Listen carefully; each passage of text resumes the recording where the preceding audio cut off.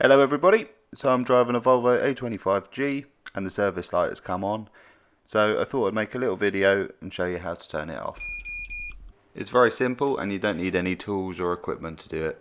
So after turning on the ignition, this warning beep will go off and the yellow box will present itself on the dashboard.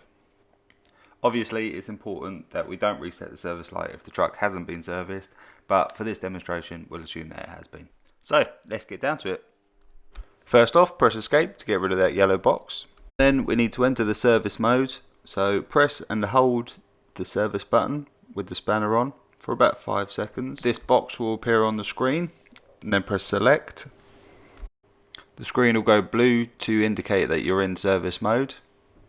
Then press select again to go into next service. Then go down to confirm service. Then press select. So that is the service interval reset, so now we just need to exit back out of service mode.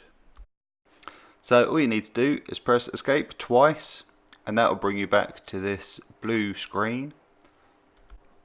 Now simply hold the service button down again for another 5 seconds. This box will pop up to say that you have now exited the service mode, and then you can press escape and escape again to bring you back to the normal home page that you would usually see. And you're done! If you found this video helpful, then please hit the like button below. And if you want to see more videos like this one, then don't forget to subscribe so you don't miss any action. Thanks for watching, and if you've got any ideas for a future video on Volvo dump trucks, then comment below.